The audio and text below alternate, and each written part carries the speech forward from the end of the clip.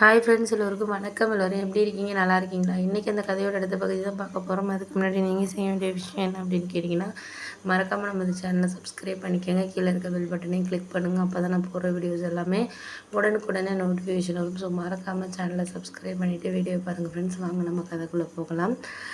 ஒரு விஷயத்த வந்து நான் முடிவு பண்ணதுக்கப்புறம் என்ன அதை சொன்னேன் அப்படின்னா அம்மாட்ட, இது மாதிரிமா நீங்கள் வந்து இப்போ கல்யாண விஷயத்தில் வந்து நீங்கள் இதெல்லாம் சொல்கிறதெல்லாம் கரெக்டு தான். ஆனால் வந்து என்னால் வந்து இதுக்கு ஏற்றுக்கிற மாதிரி இல்லை அப்படின்னோடனே, ஏம்மா அப்படி சொல்கிறேன், அந்த பையனுக்கு வந்து நிச்சயம் ஆகி நின்றுருக்கு, அவ்வளோதானே தவிர அந்த பையனை வந்து நீ ஏற்றுக்கக்கூடாதுங்கிறதுல எந்த விதத்தில் நியாயம் அப்படின்னோடனே, இல்லைம்மா நான் அதுக்காகலாம் கிடையாது, எனக்கு வந்து ஏற்கனவே அந்த பையனுக்கு வந்து நிச்சயம் நின்றுருக்கு, அந்த பொண்ணோட வந்து என்ன பிரச்சனை என்னங்கிறது எனக்கு கிளியராக தெரியாது. இன்றைக்கி நீங்கள் சொல்கிறீங்க, இல்லை புரோக்கராக இருக்கிறவர் அவர் சொல்கிறாரு அப்படின்னு சொல்லிட்டு நான் ஏற்றுக்கிட்டேன்னா, நாளைக்கு வந்து அந்த பையனுக்கு வந்து ஒரு வேளை வந்து அந்த பொண்ணோட பேசிக்கிட்டு இருந்திருக்கலாம், ஏதோ ஒரு மிஸ் அண்டர்ஸ்டாண்டிங்கில் இப்போ வேண்டான்னு சொல்லிட்டு இருக்கலாம். இப்போ என்ன பார்த்தோன்னே வந்து அந்த பையனுக்கு ஏற்றுக்க முடியாமல் கூட இருக்கலாம், அந்த பொண்ணோட நினப்பில் கூட இருக்கலாம். அப்படி இருக்கிறப்போ கல்யாணத்துக்கு அப்புறம் வந்து அதே வந்து இதாகிடுச்சுன்னா என்ன பண்ணுறது, என்ன விஷயம், எதனால் வந்து பிரச்சனையானுச்சு என்ன ஏதுங்கிறது எனக்கு தெரிஞ்சால் தானே வந்துட்டு நான் அந்த இதில் முடிவு எடுக்க முடியும். அதனால் நான் இதில் வந்து இது பண்ண விரும்பலைம்மா அப்படின்னோடனே, ஏம்மா அப்படிலாம் சொல்கிறேன், அதெல்லாம் வந்து எனக்கு வந்து சொல்லிட்டாரு, புரோக்கர் வந்து சொல்லிட்டாரு. அந்த பையனுக்கும் பொண்ணுக்கும் வந்து என்கேஜ்மெண்ட் சும்மா வந்து பொட்டு பூ மட்டும் வச்சுருக்காங்க.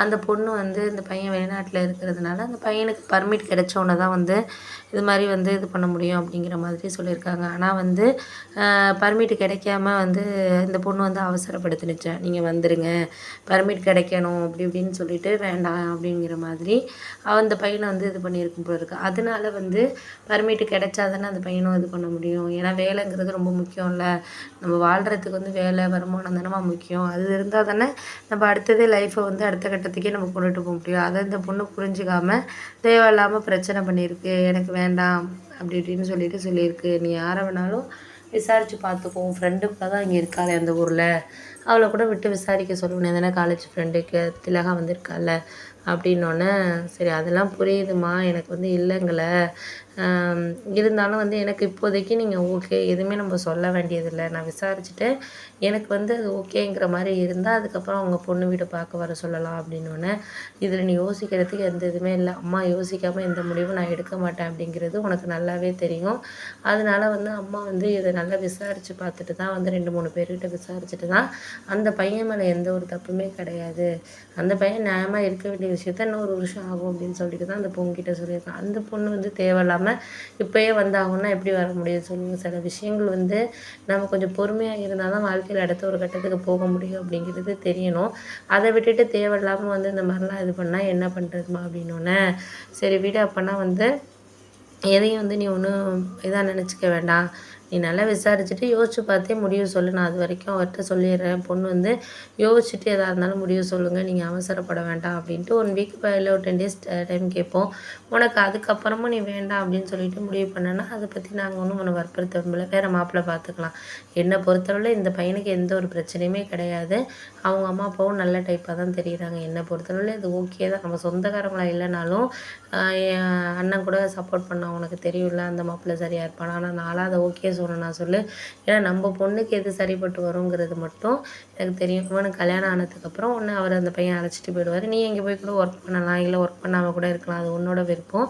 அந்த பையன் நான் வந்து அழைச்சிட்டு போகிறதுக்கு தயாராக தான் இருக்கான் அப்படின்னோடனே, சரி நீங்கள் ஒன்றும் கவலைப்படாதீங்க, எதாக இருந்தாலும் வந்து நம்ம பார்ப்போம் பண்ணுவோம் அப்படிங்கிற மாதிரி ஒரு 2-3 தடவை வந்து சொன்னதுக்கப்புறம் தான் எனக்கு ஒரு வந்து தெளிவான ஒரு விஷயமே புரிஞ்சிச்சு. சரி ஓகே அப்படின்ட்டு அடுத்த ஒரு 2-3 நாளைக்கு அப்புறம் வந்து நான் என்ன யோசித்தேன் அப்படின்னா, சரி ஓகே இதுக்கப்புறம் நம்ம வந்து எதையுமே வந்து கொஞ்சம் யோசித்து தான் முடிவு எடுக்கணும். நம்ம அதுக்கப்புறம் வந்து அவங்கக்கிட்ட வந்து இது சரியாக இருக்குது தவறாக இருக்குது அப்படின்னு சொல்லிட்டு நம்மளால் வந்து எதையும் வந்து இது பண்ணக்கூடாது, எதாக இருந்தாலும் இப்போயே முடிவெடுத்து அம்மாக்கிட்ட கேட்டுக்கணும் அப்படிங்கிற மாதிரி நானும் வந்து சரி என் ஃப்ரெண்டுக்கிட்ட சொல்லி விசாரிக்க சொல்லுவோன்ட்டு என் ஃப்ரெண்டுக்கு கால் பண்ணேன். அவளும் வந்து ஓகே நான் வந்து கொஞ்சம் ஒர்க்கில் இருக்கேன்டி, நான் நாளைக்கு வந்து அம்மாக்கிட்ட சொல்லி என்ன ஏதுன்னு விசாரிக்க சொல்கிறேன் அப்படின்ட்டு அவன் என்கிட்ட சொன்னான். ஓகேன்னு சொல்லிவிட்டு நான் வச்சுட்டேன். ஆனால் எனக்கு வந்து நைட்டு ஃபுல்லாக தூக்கமே வரல, ஏன்னா எல்லாருக்கும் இருக்கக்கூடியது தான், நம்மளுக்கு ஒரு கல்யாணம்னாலே கொஞ்சம் பயமாக தான் இருக்கும்.